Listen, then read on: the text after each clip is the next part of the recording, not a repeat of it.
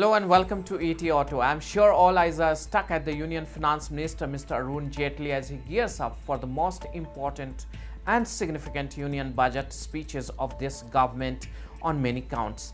This is the last budget of the Narendra Modi-led government, thus becomes very important to build a positive environment ahead of the 2019 LS poll.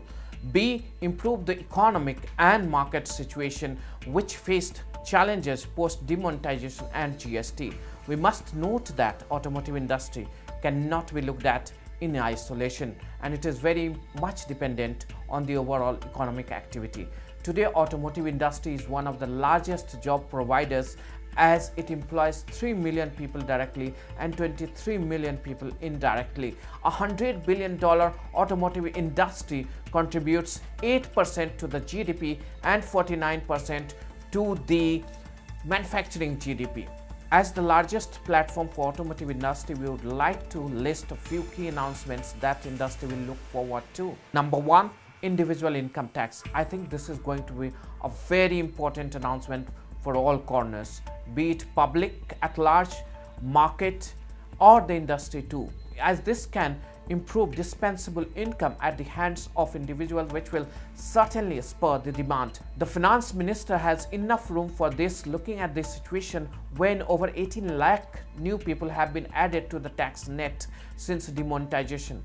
The expectation is that the taxable income slab should also be increased to rupees 4 lakh from 2.5 lakh currently, while the tax rate should also be moderated. Currently about only 1% of the population pay tax. So these changes will certainly encourage people to come to the tax net. According to a report revealed in 2013, a total of 28.7 million individuals filed tax, of which 16.2 million did not pay any tax, leaving only about 12.5 million tax-paying individuals, which is just about 1% of the total population. Lower tax rate will certainly help bring more people in the tax regime. Number two, stable and simplified tax policies. The goods and service tax came to be reality after a long battle. It was a very important bill post-liberalization of 1991. It was viewed as a mechanism to simplify the tax structure and, most importantly, impose the philosophy of one nation, one tax. However, in the current situation, we have seen many flip-flop and instability, which makes things challenging for the industry. Industry is looking at lesser tax slabs, preferably two, and if not remove the minimal, then at least have minimal cess and other tax anomalies, while anomalies like 43% GST on hybrids should be removed as well, or relooked at least. Corporate tax has also been an important point where the industry would look for some announcement coming in. In the last budget, the corporate tax on small companies having revenue less than rupees 50 crore was reduced to 25%, and it was also announced that by 2020 the tax on large scale companies will be reduced to 25% from 30%.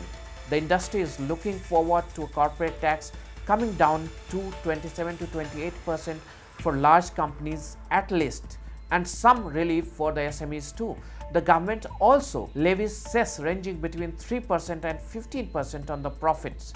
For the companies making profit of up to rupees 1 crore, the cess is 3%, while the profit ranging between 1 crore to 10 crore, the cess is 10%. And for the companies making profit of above 10 crore is 15%. The government should also look at resolving the duty drawbacks to enhance local manufacturing. Fourth important point is job creation. This is a good idea to encourage entrepreneurs in the country. However, a country with 1.6 billion people cannot survive on this completely, and we need jobs too. We can sell pakoras, but too many pakoras may upset the stomach. Hence, we need to build right mix. Currently, many companies have freezed hiring and many have retrenched people in the last few months. In the automotive industry too, the capacity utilization has remained on an average about 65 to 70%. Currently, 30% of Indian youths are not in employment, education or training, which is huge. We need to promote and bring some announcements that could balance these kind of problems. Fifth important point is promote safe, clean and sustainable mobility. The seriousness of the need for a cleaner, sustainable mobility is evident. We are all set to skip BS5 and directly move to BS6 from BS4 by 2020. Government is also pushing for all electric fleet by 2030. This puts us at a time where we need to accomplish numerous amount of in-house technology development and innovation to carry forward the tradition of Make in India. Currently, automotive industry, which has about 8,000 auto parts makers and most of them are SMEs, the government should give some incentive to encourage R&D in the country. The government need to rethink on reducing weighted deduction on R&D to 100% by 2020. Rather, in such a scenario, the government should increase it to 200% from 150% now.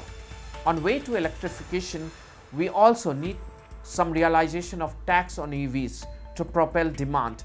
Most of the countries have offered huge incentives to increase the demand for electric vehicles. The EV makers in India are demanding a flat 5% GST on EVs and its parts too. Currently, EVs attract 12% GST while its parts, including batteries, attract 28% GST. The government should also touch upon some significant announcements for providing a complete ecosystem which includes charging facility, battery manufacturing, easily availability of materials and cleaner power generation. Scrappage or vehicle end of life policy.